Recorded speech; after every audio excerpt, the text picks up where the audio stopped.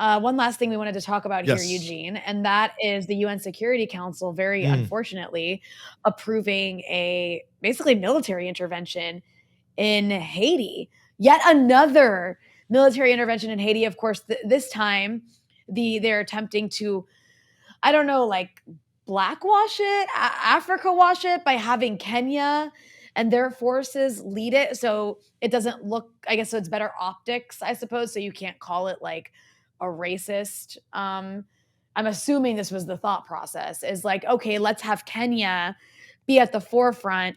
That way it's an African country. That way it doesn't look like a mostly white country is yet again trying to occupy Haiti, although that's still who's behind it. So I don't know. Can you explain to our audience, Eugene?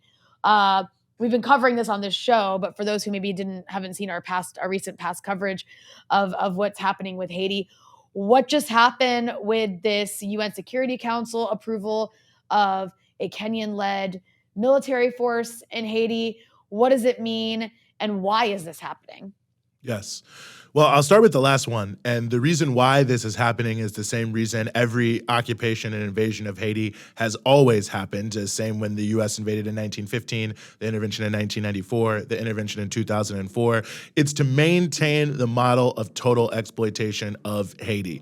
The powerful nations, especially the United States, over and above any other nation, have decided that Haiti's only role is to be a very, very impoverished place where people are either forced to migrate and become low-wage labor in other countries or to labor in various sectors like the textile sector where they're paid almost nothing, or for if there are people living in rural areas on the land to simply be subject to this extractive agriculture and mining. So basically to make sure that this is happening, to make sure that Haiti remains just a warren for exploitation by multinational companies primarily based in the West to take out Haiti's natural resources, to loot Haiti of its very rich lands and export food to other places, and of course to force people to migrate to be a haven of low-wage labor in countries like the United States. So it's to maintain the total neo-colonial control of Haiti that has been in place, for many, many years, quite frankly,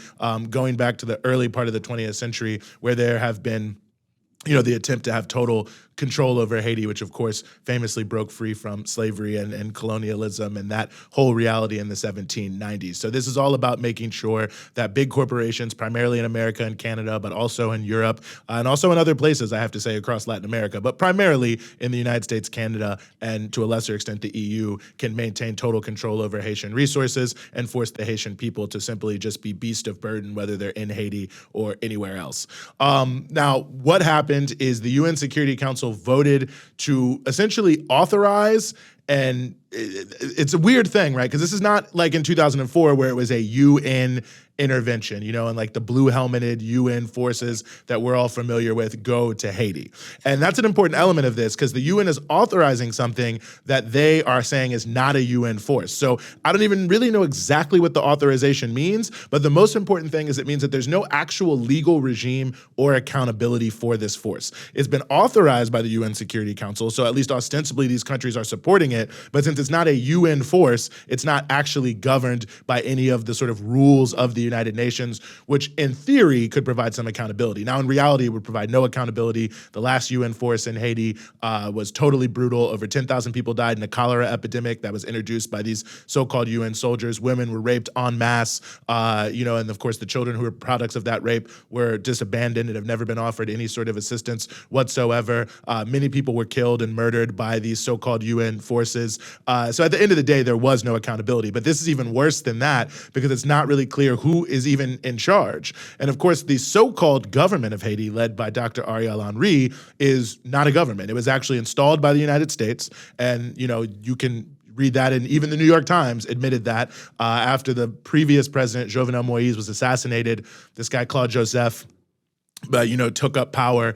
The West didn't like him, so America actually pressured him to step down and give the government to Ariel Henry. There are no elected officials left. The judicial system and the Supreme Court is not operative. So Ariel Henry actually has no basis whatsoever to even govern, so there's no legal accountability there. So what the United Nations Security Council has actually done is give a carte blanche for this force that is being assembled, really kind of behind closed doors in darkness, to go to Haiti and do whatever they want to do and have no accountability or no one to report to commit any crime they want and to never be held responsible for it, which I think gives you a sense of exactly what they're trying to do here, which is to use brutal force to keep Haiti in this neo-colonial position. And I think you are right, Rania, to note that this is sort of a blackwashing, if you will. We had last week, I think it was the week before, Dr. Mamira Prosper on talking about this issue, and she said each intervention of Haiti, they sort of evolve their strategy to make it look different. And I think was a very, very good point, and one that I think we see happening here is there was so much negativity coming out of the 2004 occupation because it was so brutal and terrible for Haitians. There was no way to say that it helped anyone in any way, shape, or form. So now it's sort of like we have to make it look good since all the previous ones look bad. So let's bring in an African country to front it. And Kenya has said that they're going to provide 1,000 police officers to be sort of the core of the force. Now, there's a couple elements to this that we need to note. First and foremost, the United States has appropriated $100 million for this force. So the U.S. is paying for it, which means they're really behind it. The U.S. has also stated that they're going to work very heavily on logistics, which means that they're basically behind it because they'll be playing a big role in flying people there and moving them around, making sure they have the guns, the weapons, ammunition they need, and so on and so forth. Countries like Spain and others in the European Union have also said they will be involved militarily. So this really is actually a force that has black face on it, but that really and truly would not be happening without the backing of the United States government, which of course has been pushing for this for some time, along with other governments. They couldn't find anyone who was willing to do this, and then somehow, some way, they scared up Kenya. I don't know what Kenya was promised in terms of this, but they undoubtedly have been promised something, and they're leading. There are also several countries from the Caribbean, the Bahamas, and Jamaica are two of them who've said they're going to contribute forces as well, and there may be others that are there. It's very unclear. The timeline for this is actually unknown as of right now. They say that they'll be there and ready to go by the first of the year, but we'll have to see. But also, in terms of the issue of, how they're sort of whitewashing the thing or blackwashing it, whatever we want to call it, is even the idea that they're saying these are Kenyan police officers. I mean, they are technically, but this actually came up in the Kenyan media over the past weekend, and a senator from Kenya, a high-level senator, said, well, everyone's saying that we're just sending these police officers who aren't going to be able to do anything, but these aren't just regular cops on the beat, these are special forces. So these are actually sort of militarized police officers who are going there, with a military-type mandate. But by saying they're from Kenya, by calling them police officers, it's making it seem like this is not the exact same type of military invasion and occupation of Haiti to maintain neocolonialism like we've seen in the past. So there's a big smokescreen about what's really going on here. They claim that they're going to patrol with them, they're going to protect critical resources, whatever. But there's that. And then that sort of brings us to the third piece of this and it speaks very heavily to the neocolonialism. You have this guy, Dr. Ariel Henry, who is technically the head of the country. But he, of course, has no mandate whatsoever from any Haitian of any sort. He was installed by the United States at their behest. The only real result of this is to strengthen his mandate when millions of Haitians have been protesting. This is going back to even his predecessor, Jovenel Moïse, have been protesting to say this government and its continuation under Dr. Ariel Henry does not represent us. When Haitian civil society writ large has said that he does not represent them. When almost every opposition party is saying this government is totally illegitimate. So what it's doing is taking this government that's totally illegitimate in the eyes of the Haitian people, but it's completely legitimate in the eyes of the Haitian oligarchs and the neo-colonial types. And by the way, all the big Haitian oligarchs are supporting this invasion. Their official, organization has been at the forefront of saying we need to bring in these foreign troops. But that being said, all it's going to do is provide support for this totally illegitimate government in the eyes of the Haitian people to carry out a brutal neo-colonial style policy that the Haitian people have been rejecting, that they've been unable to impose inside of Haiti, and that ultimately they would not be able to impose without this outside help. And on top of that, they're saying they're going to strengthen the police, they're going to strengthen the army, which basically means they're going to strengthen the forces of repression of the Henri government to then be able to carry out even more terrible policies for the Haitian people, paying them nothing and selling their resources for the highest bidder. And the two final things I'll say about this, and I know I've been talking for a while, but just to get this out of the way, one of the critical aspects, I think, of what I just spoke to in terms of how it's building up these repressive forces is also the pretext for this is fake. The whole idea that, they're going in to quell these gangs and support the government is a massive misrepresentation of what's happening. There is a lot of social insecurity in Haiti. There's no doubt about that. The reason there's social insecurity in Haiti is because of the government of Haiti and because they have maintained a reality where the government and the oligarchs are all kind of fighting amongst themselves for who's really going to control Haiti on behalf of these Western powers and other forces, right? And so, as has been admitted, and people are openly telling this, oligarchs to the Associated Press, that they fund many of these gangs. A number of them, so-called gangs, a number of them, have different involvement with the state in different ways over time. So it's not like there's the government that's under siege by gangs or something like that.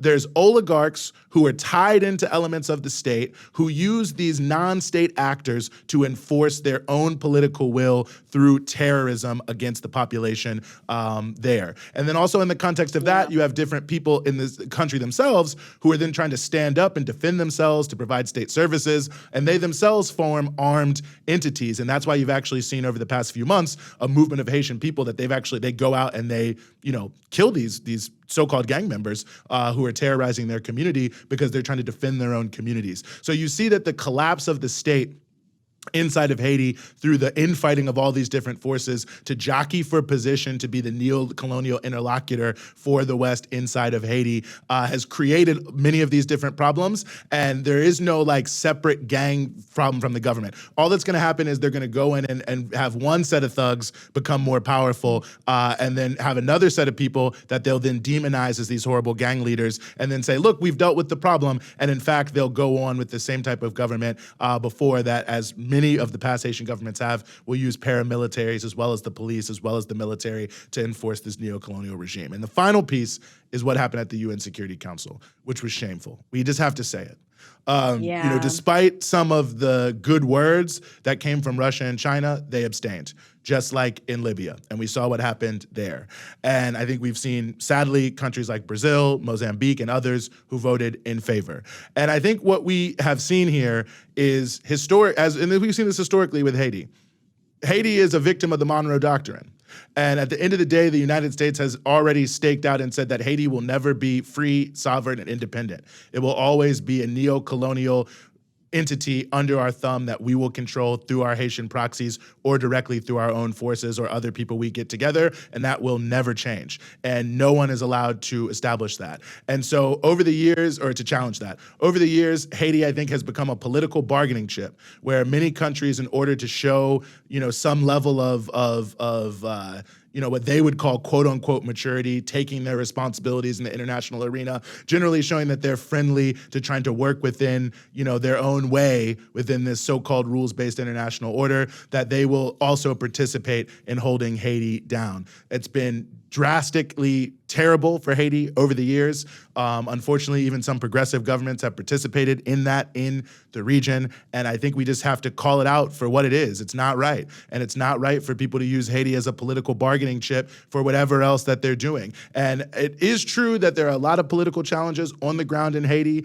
And I think for many countries, they fall back on that and they say, well, who will we really support inside of Haiti? Who are the potential different opposition forces? Who can we bring to the forefront? I don't want to deal with all that now. I just want to say that that's just an excuse from my point of view for really addressing the fact that to push forward a force like this is only going to make things worse in Haiti, just like it did in 2004. Like I said, over 10,000 people killed in the cholera epidemic, thousands of people killed, brutal suppression on a regular basis of popular movements and forces who were protesting around their social conditions in Haiti by the so-called UN peacekeepers, women raped en masse inside of Haiti. I mean, this will be a humanitarian disaster for Haiti to have this force there. It's totally lawless. It has no basis in any sort of legitimacy in the Haitian people. Anyone who is backing this should be ashamed of themselves. And I think that we just have to leave it at that and to say that I think the Haitian people, just like they have in all of the past occupations, will in fact resist. It will be a failed occupation. The Haitian people have fought back valiantly for hundreds of years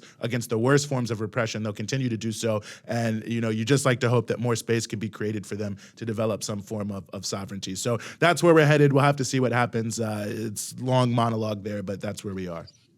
No, I think it's a very necessary one, because, of course, you're not hearing that. I mean, the media coverage of this just says nothing of what you just said, that this needs to happen because Haiti is a lawless place run by gangs, and we need to go in and police it. And it's okay, it's an African country doing it.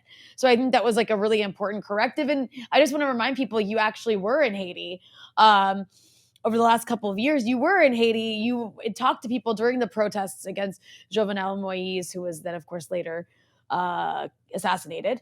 And so you've been able to talk to people on the ground and see it for yourself. So also, just want to throw that in there too, to remind people that they should support Breakthrough News, because we're the kind of outlet that goes to the places to tell you the stories that you're not hearing from CNN and MSNBC and the New York Times, for sure. Because the New York Times would, if there is any sort of upcoming resistance in Haiti, which I'm sure there will be, to this upcoming occupation, somehow it'll end up being framed as, something done by Russia or China or some other enemy of America. And you can't really believe it's anything real or that matters.